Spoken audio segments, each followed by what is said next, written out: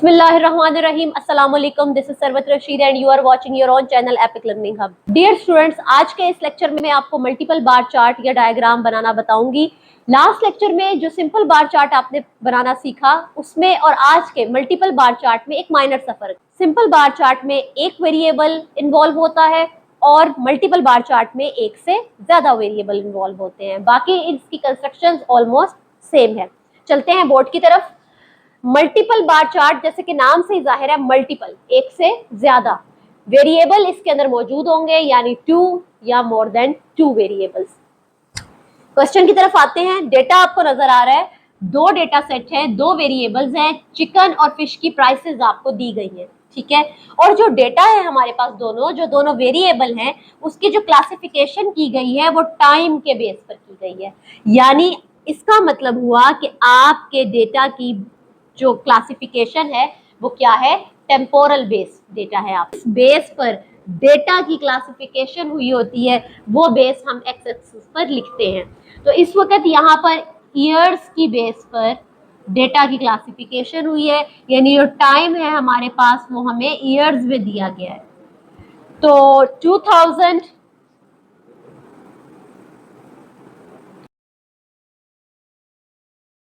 हमने ईयर्स को प्लॉट कर लिया। अब हम आते हैं प्राइसेस की तरफ। अब हमारे पास 2 वेरिएबल है बेटा। जो बात मैं आपको बताने जा रही हूँ वो 3 हो, 4 हो, जितने भी वेरिएबल हो सबके ऊपर इंप्लीमेंट होती है। आपने यहाँ पर ओवरऑल देखना है कि पूरे डेटा में, यानी दोनों वेरिएबल्स में, दोनों डेटा सेट में सबसे छोटी और सबसे बड़ी वैल्यू कौन सी है।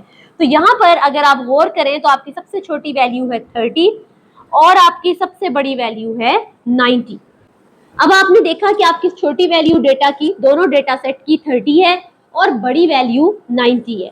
तो आपने जो स्केलिंग करनी है वो 30 और 90 को कवर करते हुए करनी है। 20-20 का अगर हम कर लेते हैं, 20, 40, 60, 80 एंड 100।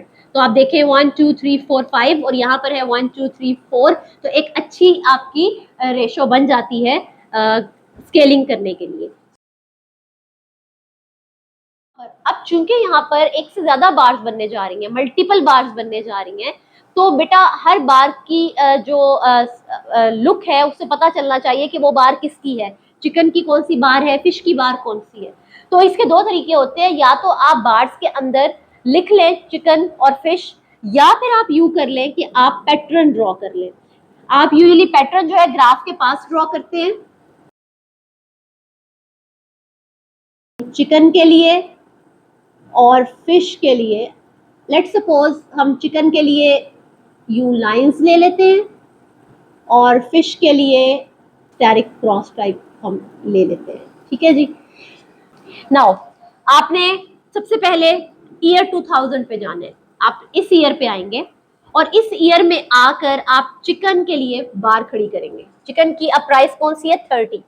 20 और 40 के दरमियान 30 है। आप यहाँ पर आए और आपने यहाँ पर एक 30 की लेंथ की बार बना ली, ठीक है। ये आपने 30 की बार बना ली।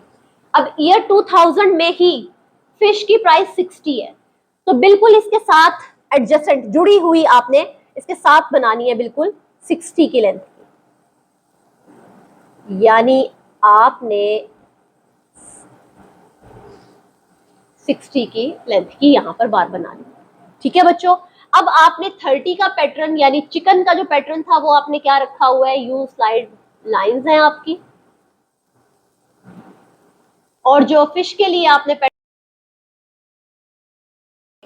अब क्या हुआ कि आपकी ये बार्स इजीली अलग अलग शो हो। यहां पर भी बेटा आपने एक चीज का ध्यान रखना है कि दोनों बार्स की विड्थ सेम हो और एक जो ईयर है उस पर वर्किंग करने के बाद दूसरे ईयर पे जब आप जाएं तो उसका भी गैप सेम हो। अब चलते हैं 2001 की तरफ। ईयर 2001 में चिकन की प्राइस है 40, ठीक। अब बच्चों अगर आप पैटर्न नहीं बनाना चाहते तो इसमें आप इस तरह भी कर सकते हैं कि आप बार के अंदर जो चिकन की बार है उसमें चिकन लिख लें और जो फिश की बार है उसमें फिश लिख लें। सिमिलरली आप बाकी बार्स भी इसी तरह कंप्लीट करते हैं।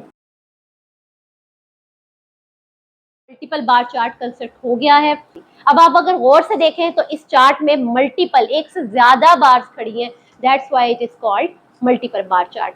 होपफुली डियर स्टूडेंट्स, आज का लेक्चर भी आपको अच्छे से समझ आ गया होगा और आप सिंपल बार चार्ट और मल्टीपल बार चार्ट के डिफरेंस को अच्छे से समझ गए होंगे। नेक्स्ट लेक्चर तक के लिए अपने टीचर को दीजिए इजाजत। अपना बहुत ख्याल रखिएगा, मुझे अपनी दुआओं में याद रखिएगा। अल्लाह हाफिज।